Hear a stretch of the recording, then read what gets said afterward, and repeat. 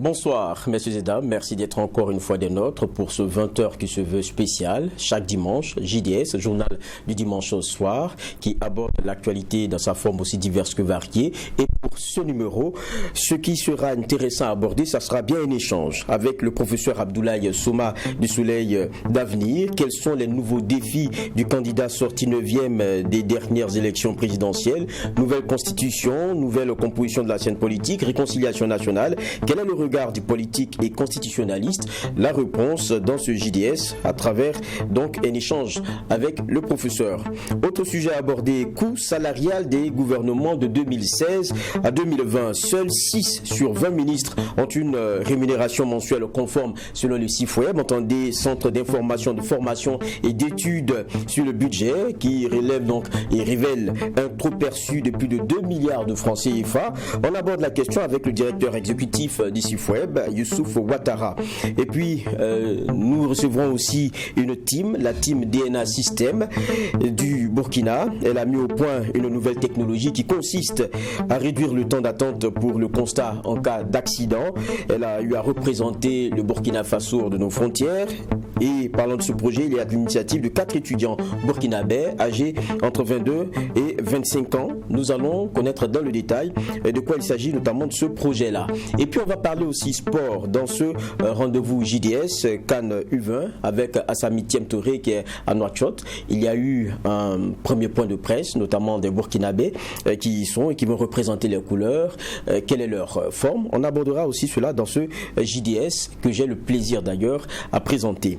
Premier sujet à aborder avec vous, c'est bien celle qui concerne le Centre d'information, de formation et d'études sur le budget CIFWEB en abrégé, qui a rendu public son analyse sur le coût salarial des membres du gouvernement de 2016 à 2020. Et au cours de ce point de presse, eh bien, vendredi dernier donc, il a été partagé un trop perçu de plus de 2 milliards de francs CFA qui a été constaté justement par le CIFWEB, et pour cela, pour le premier mandat donc du pouvoir actuel.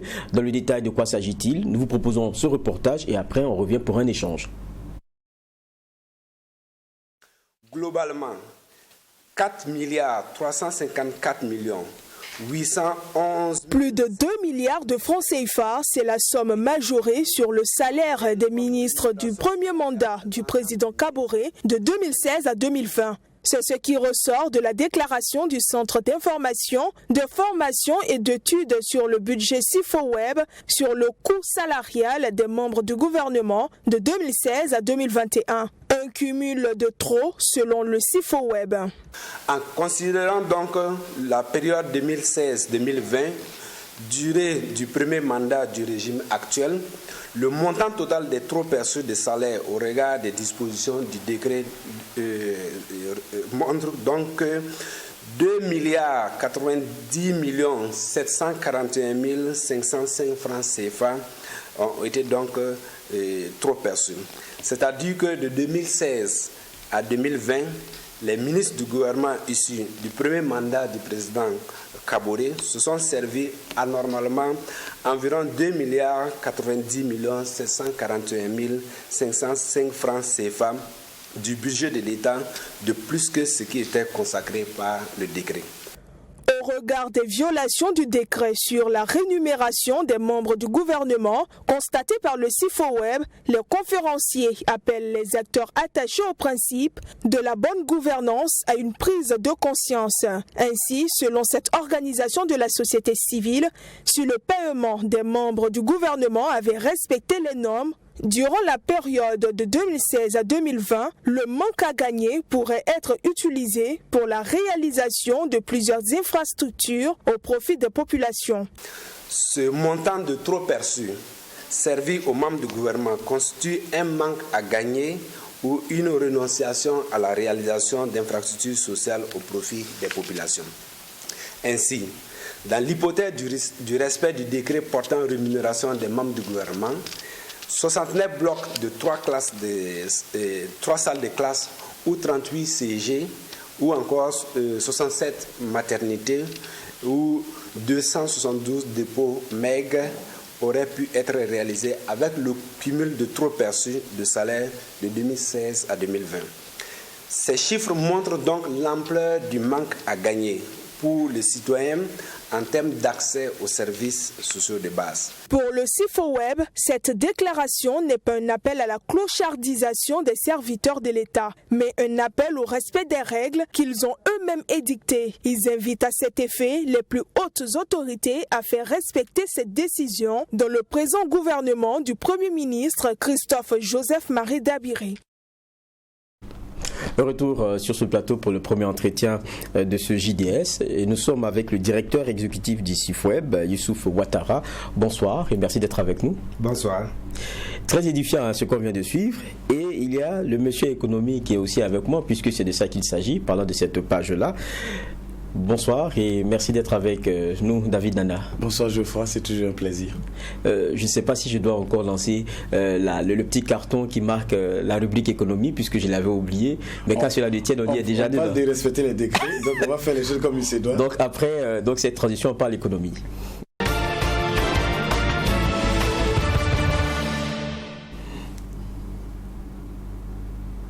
On y était de plein pied. Mais vous savez, quand on a une bombe qui est lâchée comme ça, vous êtes tellement précis d'en savoir un peu plus et puis de comprendre un peu comment l'étude a été menée que quelquefois vous passez certaines étapes qui sont majeures. On a eu quand même notre carton et on y va.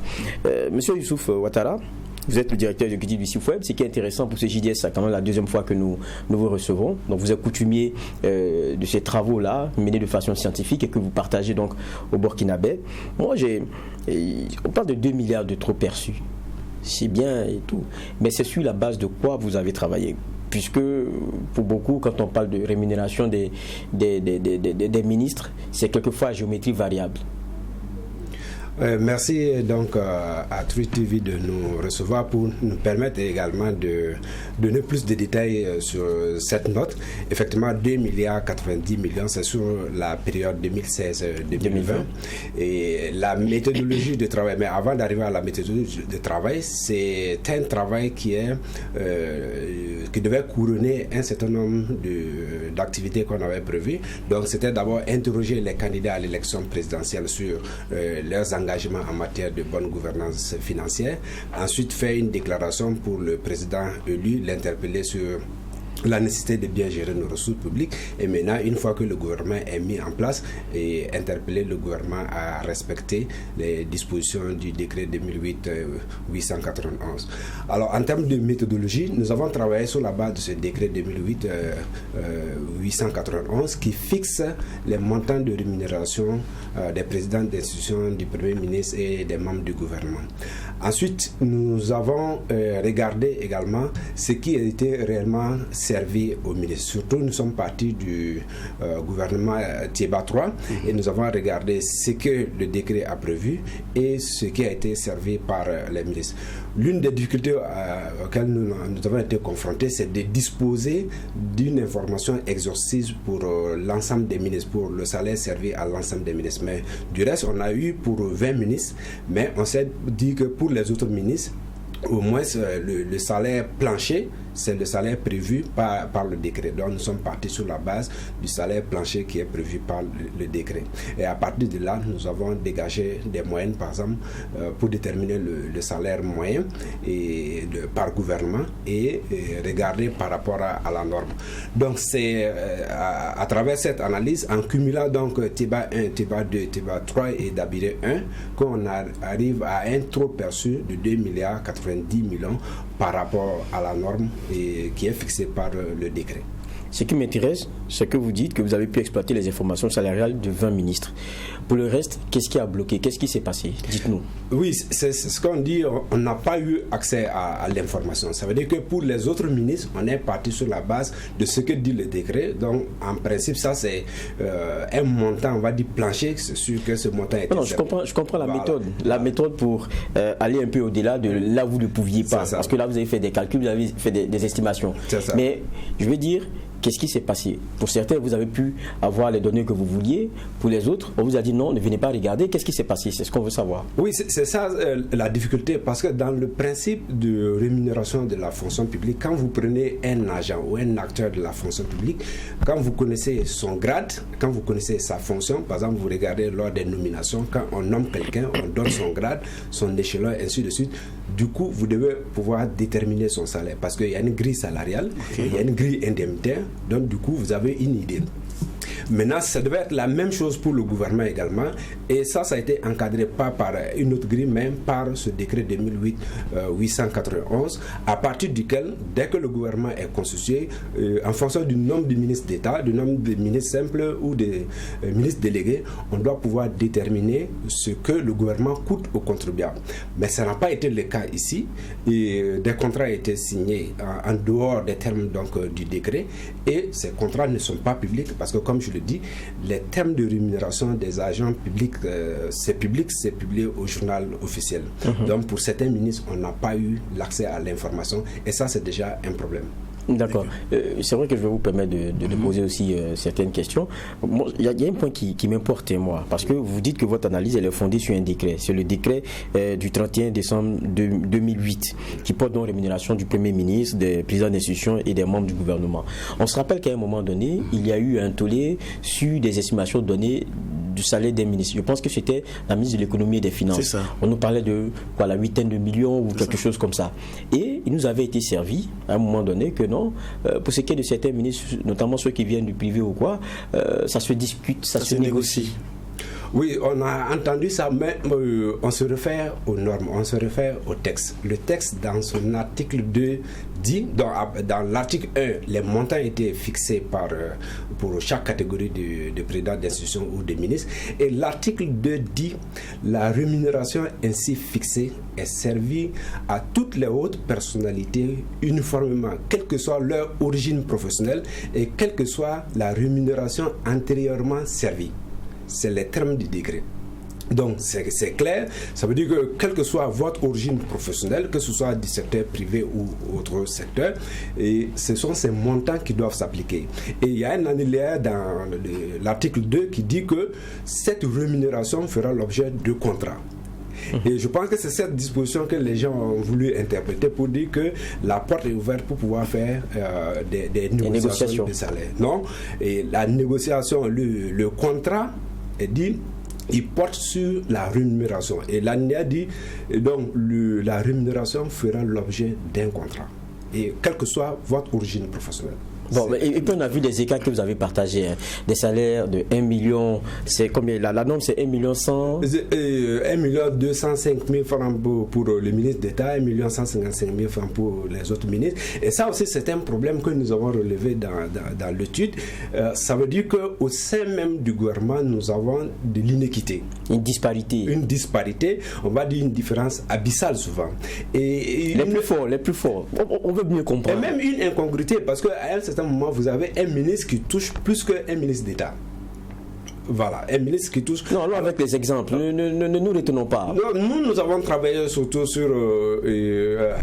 pas en faisant une fixation sur des individus, mais sur des ministères. Par exemple, si vous prenez au niveau du ministère de l'économie et des finances, on n'a pas tenu compte des autres indemnités, mais autour de 5 millions. Alors que si vous prenez le ministre d'État, et en son temps, par exemple, Simon Comparé, il avait simplement... Il lui était servi le montant qui est dans le décret. Donc, 1 200 le 1 205 000. Ça n'a pas été majoré. Mais il était, en termes protocolaires, il était le numéro 1 après donc, le Premier ministre. Alors que vous avez d'autres ministres qui sont mieux servis que ce ministre. Donc, au sein même du gouvernement, vous avez une disparité, et c'est ce que nous disons aussi, parce que ça discrédite et ça fragilise le gouvernement dans sa légitimité et de son autorité à conduire certaines réformes, parce que vous ne pouvez pas avoir une disparité au sein même du gouvernement et vouloir mettre à plat les salaires des autres acteurs. Ça va être difficile parce que vous-même, à votre sein, il faudra que vous fassiez une mise à plat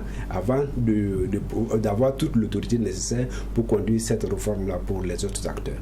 Donc c'est beaucoup plus cette question d'incohérence et que nous avons relevé. Et on se retrouve avec quoi 1 milliard 60... Non, qu'est-ce que vous aviez comme... attendez, je vais me retrouver dans vos chiffres. Parce que de façon on a 2 milliards en gros, on va dire comme ça, qui sont anormalement servis. Mais quand on regarde, ça coûte beaucoup. Vous dites qu'il y a un manque à gagner qui est quand même énorme. Oui, il y a un manque à gagner, il y a un coût d'opportunité pour le contribuable et nous avons essayé pour permettre aux lecteurs de mieux apprécier le manque à gagner. Nous l'avons estimé, dans ce surplus-là, ce trop perçu, nous l'avons estimé en termes de biens publics, en termes d'infrastructures. Ça fait donc 38 CG. Si ces 2 milliards pouvaient permettre de construire 38 CG, ça pourrait permettre de construire 69 blocs de 3 salles de classe, ça pourrait permettre de construire 67 maternités et enfin 272 dépôts MEG. Donc l'ensemble de ces infrastructures, si on avait donc respecté le décret, ce surplus pourrait servir à réaliser ces infrastructures. Mais David Nana, trop perçu de 36 millions par mois quand même. Non, avant peut-être d'y arriver, moi j'ai tellement de questions sur le sujet, hein, mais déjà vous avez parlé d'une certaine disparité entre les salaires. Ça va de soi, d'autant plus qu'on parle de négocier. S'il y a négociation, forcément il y aura des disparités. Ce que je veux dire, est-ce que pour le CIFOEB, lorsque le gouvernement décide de négocier déjà même le salaire, alors que le décret le définit clairement, il y a déjà atteinte à la loi? Non, mais c'est ça le problème que nous avons relevé. En principe, le gouvernement ne doit pas négocier des salaires. Sur la base des textes que nous avons, le gouvernement n'est pas habilité à négocier des salaires. Parce que ça crée beaucoup de problèmes, ça crée des risques d'abus. Parce que si le législateur l'avait prévu, il allait encadrer et définir les conditions de négociation de ces salaires-là. Et on l'aurait su également, ça aurait été public, comment ces salaires sont négociés. Pour l'heure, nous ne savons pas comment ces salaires sont négociés, quel est le critère, quelles sont les règles qui sont appliquées. Et puis, voilà. Il y a cette expression aussi, vous le disiez tantôt, monsieur Va, le trop perçu. Est-ce que le mot n'est pas un peu trop fort? Parce que, vous savez, en matière de rémunération, le ministre n'est pas allé ordonner qu'on puisse lui payer son salaire. Il est parti, il y a forcément des écritures, il y a forcément des pièces comptables, sinon la solde, ou j'allais dire le trésor, n'allait pas débourser cette somme-là. C'est un langage budgétaire, c'est un langage en matière de finances publiques. Ça veut dire que si on vous sert un montant qui vous est indu, qui est au-delà de ce que vous devez percevoir, ça s'appelle trop perçu. Par exemple, si vous quittez la fonction publique momentanément et on continue de vous servir vos salaires jusqu'à ce que on constate tous les documents, par exemple, si vous prenez une disponibilité, et le temps que la solde constate donc la disponibilité, on peut vous servir 1 mois, 2 mois de salaire. Ça, c'est un trop perçu. C'est le langage consacré. Donc, c'est pas de votre chef, mais c'est un trop perçu. Et il y a des règles donc qui encadrent ce type de débordement, on va dire. Donc, vous estimeriez que les choses se seraient bien passées si on se contentait juste d'appliquer le décret, ou alors si on estimait, parce que vous avez dit aussi lors de votre conférence de presse, l'objectif pour vous n'est pas de, je vais utiliser l'expression que vous avez utilisée, c'est pas de misérabiliser, n'est-ce pas, les autorités, mais c'est juste également appeler au respect des règles. Donc, est-ce que vous êtes dans cette logique-là que, effectivement, on pourrait négocier les salaires, mais pour cela, il faut revoir peut-être la loi? Oui, il faut être cohérent. Soit on respecte le texte, soit on le modifie. Si on le modifie, on tient compte des intérêts de la population. Et nous partons sur un principe. C'est vrai que quand vous venez du secteur privé, vous avez déjà un salaire très élevé, ou vous venez d'une institution internationale, donc vous avez un coût d'opportunité, vous avez un coût de renonciation, mais lorsque vous faites l'analyse des gains et des pertes, il ne faut pas faire l'analyse au temps 0, il faut faire l'analyse au temps N, parce que votre valeur, après avoir servi dans les fonctions de ministre, votre valeur sociale, votre valeur économique n'est plus la même. Mais il y a des engagements aussi qu'on peut prendre par rapport à l'autre position qu'on avait. Oui, il y a des engagements, parce que si vous ne respectez pas la règle, cela vous fragilise dans votre légitimité et votre autorité à conduire des réformes. On a vu pendant le mandat écoulé que des ministres ont engagé des réformes, mais ils n'ont pas pu aller trop loin parce que eux-mêmes ils traînaient un caillou dans la chaussure. Donc ça devient très difficile, alors que l'exigence de bonne gestion, l'exigence de lutte contre la corruption, l'exigence de la rationalisation de l'utilisation de nos ressources exige donc, cette exigence impose qu'il y ait des réformes. Donc pour que le gouvernement soit légitime à conduire des réformes, il faut qu'eux-mêmes respectent la loi. Et vous continuez pour dire que pour ce qui est du gouvernement d'Abilé 2, si dans tous les cas les choses étaient respectées, on aurait un coût salarial mensuel de 39 573 000, donc si le décret était respecté, mais dans le cas contraire, ce coût serait de 75 915 133 000 francs CFA. On est pratiquement quoi au double. Presque au double. C'est ça, parce que nous avons travaillé, il y a un certain nombre de ministres qui sont venus donc du gouvernement d'Abilé 1, donc nous sommes partis sur cette base-là, et vous voyez, au lieu de 39 millions, je pense, et vous serez à 75 millions par mois qui seront servis donc en termes de rémunération. Ça fait le double, et comme je le dis, s'il n'y a pas de base légale, c'est sur la base des informations que vous avez fait ce travail. On peut lire dans votre document ces phrases-là. Si ce n'est pas trop demandé, comment vous avez eu ces informations-là? Parce que vous connaissez, on sait le salaire qu'il doit prendre, ça c'est écrit, le décret le dit, mais vous arrivez à savoir ce qu'il a réellement pris. Et comment vous arrivez à avoir ces informations? Non, il y a plusieurs méthodes pour le faire qu'on ne va pas exposer tout ici, mais au moins nous avons déjà travaillé avec la presse, parce que la presse avait déjà fait un travail là-dessus. Donc nous avons bâti notre travail à partir de cette production qui était déjà faite, et à partir de là, nous l'avons consolidé avec un certain nombre d'informations recueillies auprès de l'administration pour faire le travail. Bon, j'aurai une dernière question, parce qu'on aura aussi d'autres sujets abordés dans ce JDS-là. Vous avez commencé 2016. Alors, en termes de données pour pouvoir faire votre analyse, pourquoi pas avant? Parce que souvent aussi, ce qui permet de bien lire, c'est de savoir comment est-ce que avant les ministres étaient traités et comment ils le sont maintenant, et ça permet aussi de se faire une petite idée. Pourquoi? Oui, pourquoi pas avant? Oui, l'horizon temporel a été effectivement bien défini, c'est de 2016 à 2020. Pourquoi nous l'avons fait? Nous sommes une organisation indépendante, non partisane, et notre objectif, c'est d'influencer les politiques publiques, c'est d'influencer l'action publique dans le bon sens. Et on s'est dit que ceux qui ne sont pas là, donc ceux qui étaient là avant 2016, donc ils ne sont pas aux affaires. Ceux qui sont aux affaires, donc c'est eux qui ont les manettes.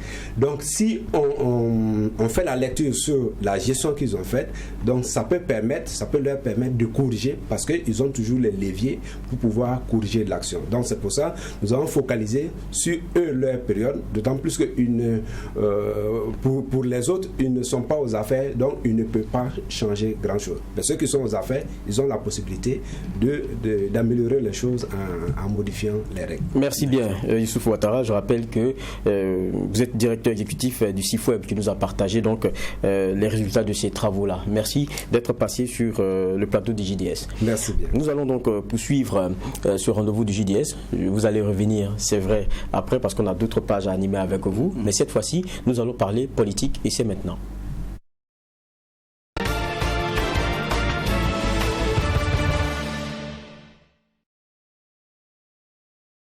Le contenu de la nouvelle constitution qui est en projet ne répond pas aux aspirations du peuple burkinabé, selon le constitutionnaliste Abdoulaye Soma. Il estime qu'aller à une 5e république est inopportun. Aussi, il soutient que cette nouvelle constitution est taillée sur mesure et n'apporte aucun changement positif. Cette constitution de la 5e république n'est pas bonne. Elle n'est même pas mieux que la constitution de la 4e république. Elle est juste peut-être là pour changer le nom du titulaire, si on veut, du porteur de la Constitution. La 4e République est une Constitution portée par Blaise Compaoré. Peut-être qu'on a juste envie de changer cela, et que la 5e République sera une Constitution portée par Roch Kaboré. À part ça, il n'y a aucune valeur ajoutée substantielle, démocratique, républicaine à cette constitution de la 5e République. L'adoption de cette nouvelle constitution au cours du second mandat du président Roch-Marc Christian Kaboré permet à celui-ci de prétendre à un 3e mandat, car cette constitution ne prendra en compte que le mandat en cours.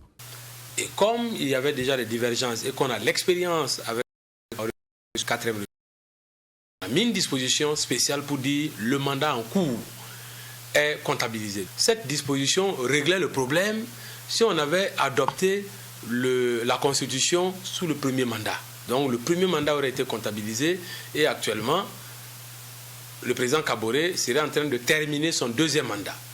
Alors, le problème, c'est que le président a, je crois, sciemment fait tarder l'adoption de cette constitution de la Ve République. Si cette disposition est appliquée au second mandat du président Kaboré, évidemment, son second mandat serait compté comme le premier mandat de la Ve République. Et alors, il pourrait être tenté de réclamer son droit à avoir un deuxième mandat sous la Ve République, ce qui reviendrait à lui, pour lui, d'avoir 3 mandats.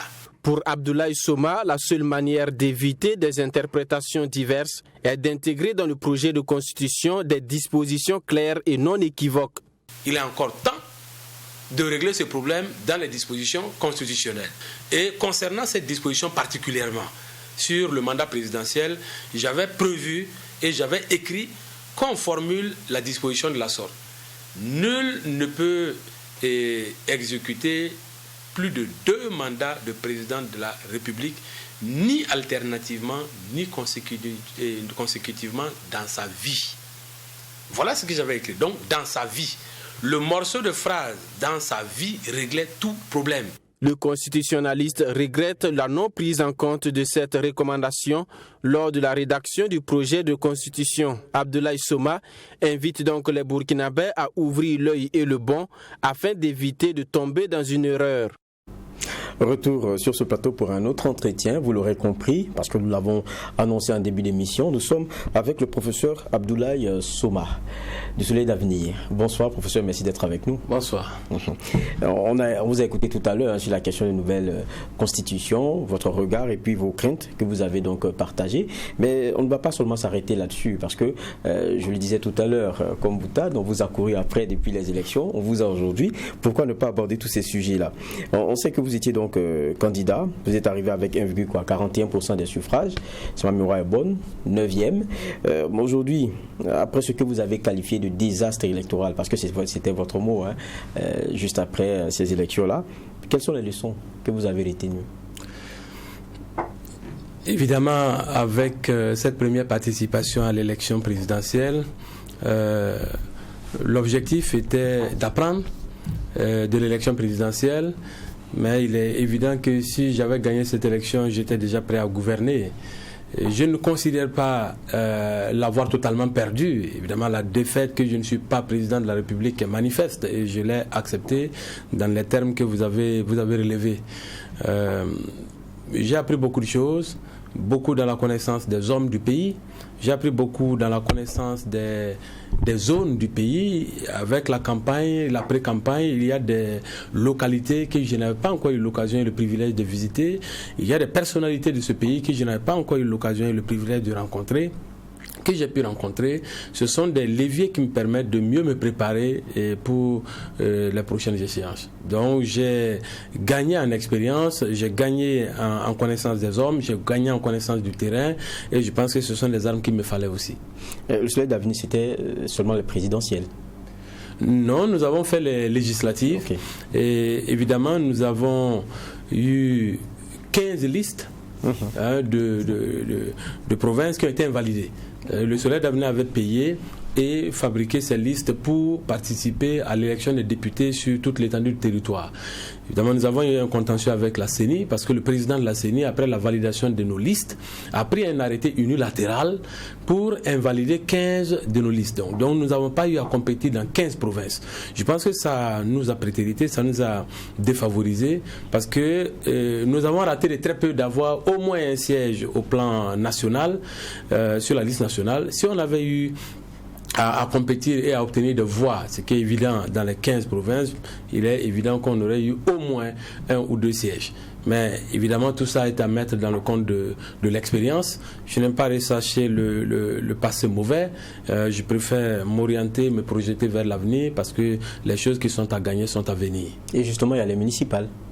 Oui, le Soleil d'avenir va participer au municipal et là je commence à avoir un problème avec le gouvernement parce que de façon arbitraire, non concertée, unilatérale, on nous annonce le report des municipales contrairement à ce qui est fixé dans la loi. Je pense qu'il y a quand même un recadrage à faire avec ce régime, un recadrage à faire avec ce gouvernement qui n'a pas égard aux lois de la République, qui n'a pas égard aux considérations minimales de courtoisie politique.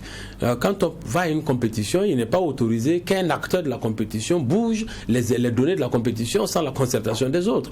J'étais effaré de découvrir en direct, lors du discours sur la politique de la nation, que le Premier ministre annonçait le report sans autre des municipales. C'est choquant du point de vue de la conduite de la démocratie. Mais nous on garde l'élégance qu'ils n'ont pas et évidemment je vais engager les discussions avec eux pour voir dans quelle mesure on peut encore rattraper les choses parce que c'est une compétition, ce n'est pas un rendez-vous. On n'a pas demandé un rendez-vous avec le gouvernement, c'est une compétition, on veut battre un parti politique et le parti qui est au pouvoir est un acteur de la compétition, il n'a pas le droit simplement de bouger les dates à sa guise, selon sa préparation, selon son propre agenda, c'est pas normal. Mais il parlait plutôt de choses à revoir dans le processus en lui-même. Mais vous savez, ce qu'il faut comprendre dans notre démocratie, c'est que l'élection et le code électoral fixe les règles du jeu. Le code électoral fixe les règles du jeu et l'élection consacre le jeu. Bon, ça veut dire que lorsqu'on doit bouger des choses par rapport au code électoral, ce sont les règles du jeu, ce ne sont pas des choses dans le cadre d'un parti politique. Ce n'est pas à gérer dans le cadre d'un parti politique. Dès lors qu'on doit toucher les règles du jeu, il faut que les acteurs du jeu soient concertés pour qu'au moins on sache qu'on part sur les mêmes bases. Parce que c'est ça aussi la franchise et la sincérité de l'élection. On ne peut pas permettre à un acteur de bouger les données selon lui son agenda. Vous voyez que ça déséquilibre déjà le match. On va s'intéresser à ce qu'on a comme genre de photographie de notre scène politique actuelle. Beaucoup de choses se sont passées. Certains sont passés à la majorité, beaucoup qui étaient à l'opposition, qui pesaient même d'ailleurs. Aujourd'hui, pour beaucoup, quand on regarde le jeu démocratique, il risque d'être tout de même touché parce qu'on a une majorité qui est des plus fortes et qui n'avait peut-être pas besoin d'être enfouie encore plus, mais qui l'a été. Et aujourd'hui, pour vous, c'est quelle lecture qu'on fait, surtout sur ces ralliements-là et ce que ça pourrait donner comme jeu Pour moi, ce qui est en train de se passer est normal et intéressant. Normal parce que les positionnements des partis politiques dépendent des décisions que les états-majors des partis politiques prennent. Et la Constitution est très claire, c'est son article 13 qui le dit, que les partis politiques se créent librement et exercent librement les activités. Donc un chef de parti politique qui décide d'aller dans tel sens ou dans tel autre sens, c'est sa liberté constitutionnelle. Et ce n'est pas à moi de lui nier cette liberté constitutionnelle. Maintenant, je constate que au niveau de l'opposition, il y a eu des lignes qui ont bougé. Deux choses. J'ai deux choses à dire. Premièrement, on est obligé de construire une opposition extra-parlementaire. Parce qu'au niveau du Parlement, le déséquilibre est tel qu'on ne peut plus compter sur l'opposition parlementaire. Il n'y a qu'une vingtaine de députés. Ils peuvent à chaque fois voter contre les choses du gouvernement, de la majorité, qu'on ne réussirait même pas à balancer les choses, à contrebalancer les choses si on doit s'opposer véritablement.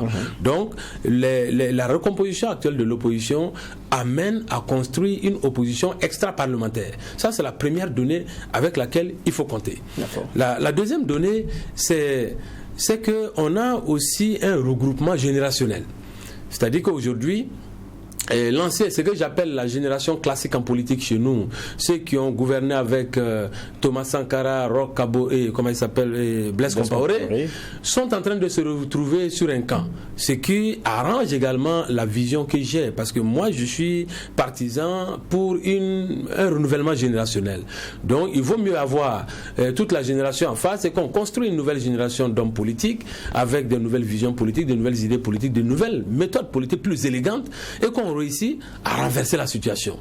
Donc voici ce sur quoi l'opposition doit travailler, la jeune génération politique doit travailler et je suis aux avant-postes avec les autres acteurs pour qu'on travaille sur ce dossier. Et justement, que devient l'ONA? L'ONA va mieux se repositionner maintenant puisque l'ONA c'est pas de la plaisanterie et d'ailleurs les Burkinabés doivent savoir et beaucoup de gens le savent, je ne m'engage jamais dans des choses qui ne sont pas sérieuses. L'ONA a été créée sur la base des textes de la République. La loi de la République, notamment la charte des partis politiques, le statut de l'opposition, permettre la création d'une opposition qui ne soit pas affiliée au chef de file de l'opposition, parce que la loi a laissé la liberté aux partis politiques de se positionner à leur guise. Et les partis membres de l'ONA ont décidé de ne pas se positionner derrière le chef de file de l'opposition, parce que c'est une liberté, parce que le chef de file de l'opposition n'était autre chose que d'abord une seule personnalité nommée par le président de l'Assemblée, par résolution de l'Assemblée, et cette personnalité essayait de regrouper des amis politiques autour de lui, et s'était donné le droit, lorsque c'était Zéphirin Diabré, d'accepter, de refuser, de ne pas répondre à certains leaders de partis politiques. Pour moi, ce n'est pas acceptable. Ou ce n'est acceptable que dans la mesure qu'on reconnaît à tous les partis politiques la liberté de positionnement. Et le Soleil d'avenir et les autres partis politiques ont décidé de se positionner dans l'ONA, et l'ONA va continuer à exister. Vous avez fait le choix de vous positionner dans l'ONA, vous parlez de positionnement, et pourtant, pour ceux qui critiquaient aussi l'ONA, c'est que l'appartenance se faisait de fait. C'est-à-dire, vous dites que vous n'êtes pas de l'opposition, donc l'ONA vous récupère. Ça pose problème. Non, l'appartenance ne se fait pas de fait, l'ouverture est faite de fait. Nous avons dit clairement dans nos discours que l'ONA est en place. C'est l'opposition, la partie de la classe politique qui n'est pas affiliée au chef de file de l'opposition. Ceux qui ont envie d'être actifs dans ce cadre-là peuvent venir. Ça veut dire que l'ONA n'était pas conçu comme un club d'amis, c'est conçu comme une catégorie de partis politiques. Donc les partis politiques qui se retrouvent dans cette catégorie, dans la catégorie des partis politiques de l'opposition qui n'ont pas pu, qui n'ont pas su, qui n'ont pas voulu se positionner derrière les chefs de file de l'opposition, avaient le droit de se joindre à l'ONA pour porter le dossier et le régler. Donc voici l'ouverture que nous avons faite pour démontrer que la dynamique est différente d'avec le CFOP. Le CFOP tel qu'il était conduit par Zéphirin Diabré n'était autre chose qu'un conglomérat de partis politiques gravitant autour de l'UPC, avec le droit pour le chef de l'UPC d'accepter ou de ne pas accepter tel ou tel chef de parti politique ou tel parti politique. Donc ça laissait aussi le droit pour des partis politiques de ne pas demander leur affiliation au CFOP et leur droit corrélatif de créer une opposition qui ne soit pas affiliée. Et j'ai eu la chance d'être parmi ces acteurs, et nous allons continuer dans ce sens, et nous allons relancer nos activités bientôt. Dans tous les cas, avec la nouvelle configuration du CFOP, c'est très intéressant de voir ce que l'ONA donnera. Eh bien oui, l'ONA va devenir maintenant le moteur de l'opposition, parce qu'on est de toute façon obligé d'avoir une opposition extra-parlementaire. Très vite, on va tourner en ridicule l'opposition parlementaire avec le chef de file de l'opposition, parce que s'il doit gérer l'opposition dans le cadre du Parlement, évidemment, sa contribution est quasi nulle. Avec 20 députés, on ne peut pas contrebalancer plus de 100 députés. Pour ce moment, on va terminer avec le reportage que nous avons partagé tout à l'heure et son contenu. On sait que vous êtes constitutionnaliste, donc vous avez partagé votre regard sur la volonté d'une nouvelle constitution. Vous dites attention, c'est le peu de crédit ou de foi en termes de bonne dynamique pour celui qui est au pouvoir. Ou bien qu'est-ce qu'il y a? Vous dites attention, il y a la possibilité d'un autre mandat si on s'amuse. C'est le manque de confiance? Ou bien que vous dites qu'on n'a pas encore tiré les leçons de ce qui s'est passé récemment? Oui, il y a trois petites choses. Premièrement, moi je suis anticipatif et je veux éviter les problèmes. Et quand on me suit, on sent que je sais détecter tous les problèmes, je sais les poser et je sais proposer les solutions. Et c'est dans ce sens-là que j'ai détecté ce problème, parce que je connais de fond en comble la Constitution, et j'ai été dans la commission constitutionnelle. Ce problème s'est posé lors des débats constitutionnels, et nous avons dit qu'il faut qu'on évite ce qui nous est arrivé en 2014. Et c'est pour cela que nous avons mis une disposition dans les dispositions transitoires pour éviter que le président de la République, qui était en cours de mandat quand on adoptait la Constitution, ne soit tenté de réclamer des mandats ou une remise à plat des compteurs avec le passage à une nouvelle république, ce que Blaise Compaoré avait fait. On a mis cette disposition, mais cette disposition était efficace seulement si on avait adopté la Constitution sous le premier mandat de Roch Kaboré. Les choses ont traîné jusqu'à ce le premier mandat est terminé. Éventuellement, on pourra adopter cette nouvelle Constitution sous le deuxième mandat. Et ça pose ce problème. Et j'ai le devoir, parce que j'ai fait partie des constitutionnalistes de ce pays, j'ai fait ma spécialisation dans ce domaine, j'ai le devoir républicain de détecter ce type de problème et de les soulever et de les poser et proposer des solutions, et c'est ce que je fais et c'est ce que je vais continuer à faire. Deuxièmement, d'accord, mais allons vite. Oui, deuxièmement, évidemment, on vient de terminer un élément sur le fait que les textes de la République sont devenus une banalité pour ce régime. ils n'ont pas démontré vraiment qu'ils ont égard au texte de la République, au respect des lois de la République. Et donc, même si cette loi venait à être adoptée, il y a la crainte avec ce régime que la nouvelle constitution soit foulée aux pieds. Voilà aussi pourquoi j'ai soulevé ce problème pour interpeller dès maintenant. Évidemment, quand on travaille avec un acteur en qui on a confiance, qui a montré des gages de confiance, il y a un certain nombre de choses qu'on laisse faire parce que ça peut aller de soi. Mais quand on est en face d'un acteur qui a largement démontré qu'il est capable de ne pas respecter les textes de la République, alors qu'on compte sur les textes de la République pour être correct, il faut commencer l'alerte très tôt. Vous dites que ce qui pourrait solutionner, c'est ajouter dans sa vie où je pense que exact, oui. Mais quand on parle de la question de la rétroactivité, même quand on met dans sa vie, est-ce que ça change quelque chose? Oui. Si on met dans la nouvelle constitution, nul ne peut exercer plus de 2 mandats de président de la République dans sa vie, évidemment, quelqu'un qui a déjà eu 2 mandats, et c'est fini dans sa vie. Vous voyez, au moins cette disposition, elle est beaucoup plus claire que la disposition qui lie ça au mandat en cours. Mais si on lie ça à la vie des acteurs politiques, si j'ai déjà fait 2 mandats de président de la République dans ma vie, je ne peux plus prétendre, à moins de mourir, de ressusciter, etc. Donc, ce sont ces types de solutions qu'on cherche à mettre en place. Il faut savoir que les États comme le Burkina Faso ont des problèmes constitutionnels. Et à chaque problème constitutionnel, il y a des solutions constitutionnelles que les spécialistes du droit constitutionnel détiennent et peuvent proposer quand ils sont honnêtes.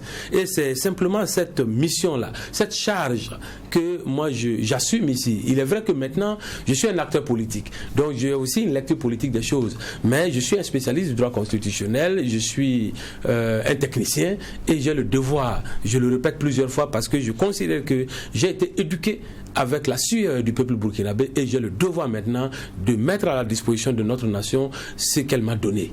Merci bien, professeur Soma, d'être passé sur le plateau. Je rappelle que vous êtes à la tête du Soleil d'avenir et on espère vous avoir pour revenir encore sur d'autres sujets. Merci d'être passé. Ce serait un plaisir. On continue ce JDS avec une autre page et c'est celle high-tech.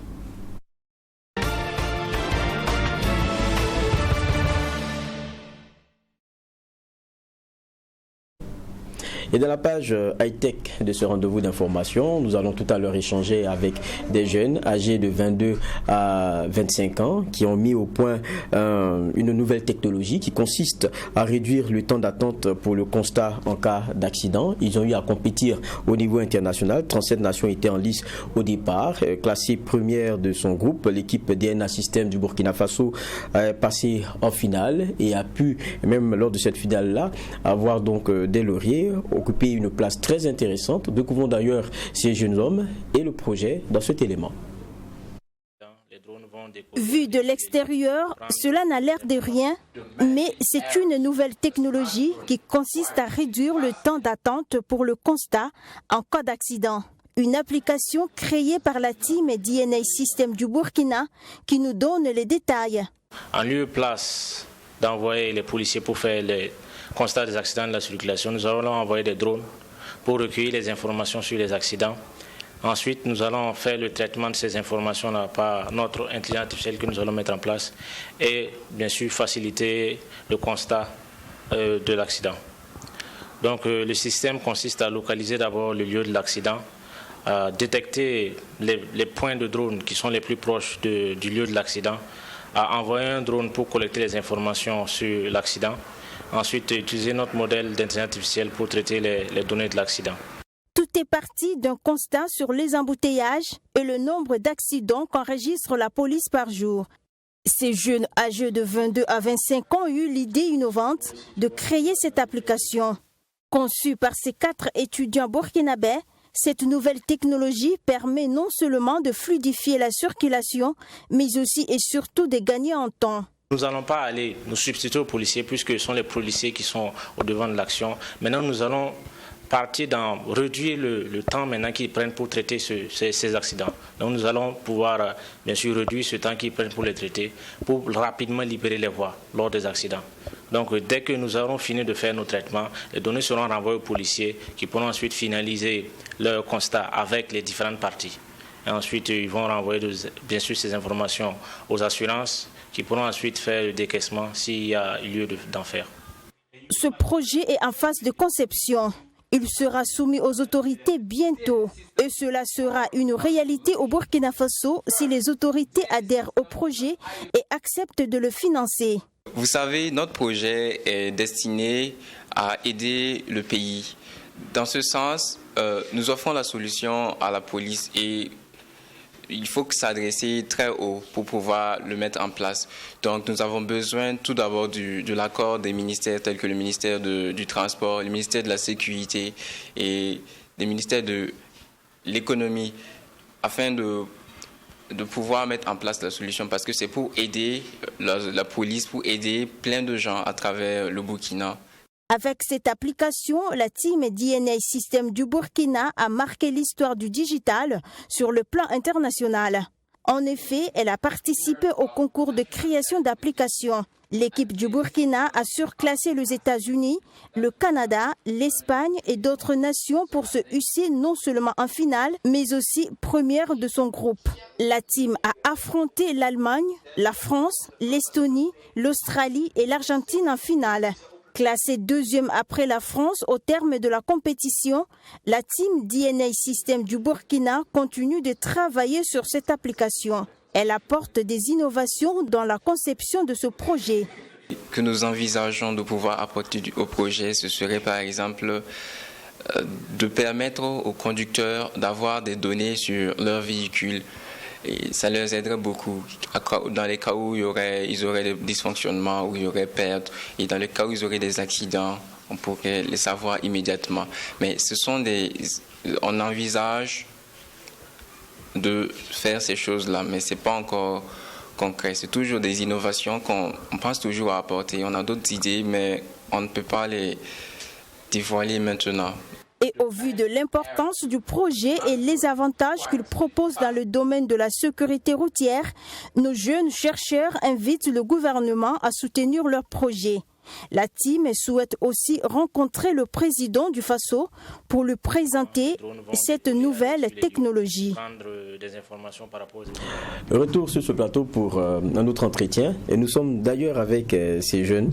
Jean-Yves Bouda, qui est membre de la team DNA System Burkina Faso, et puis Yameogo Frédéric. On devrait recevoir aussi Rodrigue Nikema, mais il n'est pas là. Il a encore remporté un prix quelque part, et donc c'est bien ça. Ça fait plaisir. Ça fait plaisir. Bonsoir et merci d'être avec nous. Bonsoir monsieur. Bonsoir. En tout cas, moi je dois dire que je suis bluffé de rencontrer des stars, être en face des stars comme ça. Je suis très bluffé et je suis très heureux de vous avoir à côté de moi. Et puis c'est des jeunes. C'est ce qui est très intéressant. Moi j'ai envie de savoir, on a vu un peu ce projet-là qui a été présenté par un beau reportage de Mamie Triana Kamambou, qu'on salue d'ailleurs au passage. Comment vous vient l'idée de ce projet-là relatif aux accidents? Vous avez eu une petite histoire qui vous a marqué ou bien c'est un constat? Comment ça vous vient? Ouais. Donc l'idée de ce projet vient particulièrement d'un constat. Et bien sûr, nous aussi on a vécu ces problèmes de bouchons au Burkina Faso ici. Donc durant une sortie, nous devions aller à l'école. Donc nous avons été bloqués durant des heures à cause d'un accident. Et nous avons eu à rater un devoir à cause de ça. Ce qui bien sûr nous a posé préjudice après. Okay. Donc on avait la passion aussi des drones. Donc on s'est dit pourquoi on ne peut utiliser les drones là pour faire ces accidents. Au lieu d'attendre que les policiers là mettent plus de 2 heures au moins pour résoudre ce constat là. Avec ces drones, on irait bien sûr plus vite et on pourrait résoudre le constat des accidents. D'accord. Donc c'est quoi? Quand il y a un accident, tout de suite un drone, on le télécommande, il arrive et qu'est-ce qu'il fait? Il prend les dispositions, les mesures comme le font les policiers là? Oui. Donc le drone va permettre de prendre des images de la scène de l'accident. Et maintenant, nous avons une intelligence artificielle derrière que nous allons mettre en place. Cette intelligence artificielle va regrouper toutes ces informations et nous aurons un modèle 3D de toute la scène. Donc c'est comme s'ils étaient sur la scène. Ils auront un modèle 3D de toute la scène et ils pourront bien sûr directement faire les mesures directement sur ce modèle-là. D'accord. Je viens avec Yameogo Frédéric. Déjà, vous décidez de bosser là-dessus. Après, on se rend compte qu'il y a un concours à l'international au cours duquel vous proposez ce projet. Il y a, comme j'ai dit au départ, c'était 37 pays. Oui, 37 pays. 37 pays. Bon, on est dans un domaine qui est celui de la technologie, on sait que c'est la pointe. Donc, c'est des Américains, c'est des Allemands, c'est des Français. On se dit, bon, eux, côté logiciel, ils sont un peu plus en avance. vous, moi j'ai regardé le reportage, c'est avec vos vieux PC là, vous avez géré ça tout. C'était pas facile. C'était pas du tout facile, mais bon, on a su relever le défi. En réalité, aujourd'hui, la barrière qu'il y a entre nous et les autres pays, c'est peut-être le fait qu'ils ont des laboratoires chez eux dans lesquels ils peuvent expérimenter les choses directement. D'accord. Mais à part ça, tout se trouve sur Internet aujourd'hui. Si vous avez besoin de quelque chose, allez sur Internet, vous allez comprendre comment ça fonctionne et puis on a mis le projet en place comme ça. Voilà. Donc c'est-à-dire que si vous avez des laboratoires bien équipés, vous pourrez faire mieux que ce que si nous avons des laboratoires bien équipés. Parce que là, il faut retenir que vous êtes deuxième. Le concours prévoit que après le premier, tout le monde est deuxième. Donc vous êtes deuxième en ce moment. Oui. Bravo encore. Et donc s'il y a des laboratoires, vous êtes prêts pour faire d'autres choses que ça? Oui, aujourd'hui, on a accès à beaucoup de choses, beaucoup d'outils sur le net et même à l'école, on nous a enseigné beaucoup de trucs et on essaie de mettre ça en pratique pour pouvoir peut-être résoudre des problèmes, des solutions pour améliorer le mode de vie des gens et puis créer des solutions comme ça. Et pour revenir sur la solution que vous proposez, c'est-à-dire vous êtes à quelle étape? Parce que quand on voit les autres projets, pour ceux qui ont eu à compétir avec vous, derrière il y a eu des financements même pour les projets, pour leur mise en œuvre et tout. Vous, dans le projet que vous avez pu imaginer, aujourd'hui vous êtes à quelle étape? C'est quelque chose sur lequel vous devriez encore travailler pour le parfaire avant de proposer? Est-ce que depuis, parce que c'est une solution qui peut être très intéressante pour notre police, pour un certain nombre d'éléments, est-ce que vous avez été approché? Qu'est-ce qui s'est passé? Et où on en est? Donc présentement nous sommes en train de peaufiner le projet. D'accord. Mais pour la phase de réalisation, nous avons besoin des autorisations du ministère des Transports, du ministère de la Sécurité, bien sûr du ministère de la Défense. Okay. Donc les drones sont régis par les lois. Donc présentement nous ne pouvons pas faire voler un drone dans la ville de Ouagadougou. D'accord. Et ça vous coince énormément? Ça nous coince également. Donc nous avons besoin des autorisations de tous ces ministères-là avant maintenant de pouvoir mettre notre solution en place. D'accord. Ça, c'est pour la phase expérimentale ou la phase pratique carrément? Puisque oui, on va d'abord aller sur une phase expérimentale. Sur plus d'un mois, on va d'abord mettre une station en place et faire le constat des accidents sur cette station. Ensuite, maintenant, faire le déploiement sur toute la ville de Ouagadougou. Même pour la phase expérimentale, on a toujours besoin de leur utilisation avant de pouvoir lancer. D'accord. Mais est-ce qu'il y a des promesses déjà? Est-ce qu'il y a des structures qui vous accompagnent? Est-ce que vous êtes encadré au niveau de votre institut? Il y a des personnes ressources qui vous suivent, qui essaient de plaider pour que vous ayez ces autorisations-là? Oui. Actuellement, on travaille beaucoup avec Monsieur Sanfo de Interpol. D'accord. Il essaie de nous guider, essaie aussi de faire avancer les choses pour nous. D'accord. Il y a également à l'école, l'Institut nous soutient et on a ici l'organisateur. Donc nous sommes avec M. Ouedraogo Sekou, qui est le directeur de l'ASO. Donc c'est lui qui a organisé la compétition burkinabé. L'ASO c'est African Aeronautics Space Organization. D'accord. Voilà. Et vous-même vous êtes des étudiants en... Nous sommes des étudiants en génie électrique à l'Institut supérieur de génie électrique du Burkina Faso. Tous les quatre ou bien c'est tous les trois, je ne sais plus.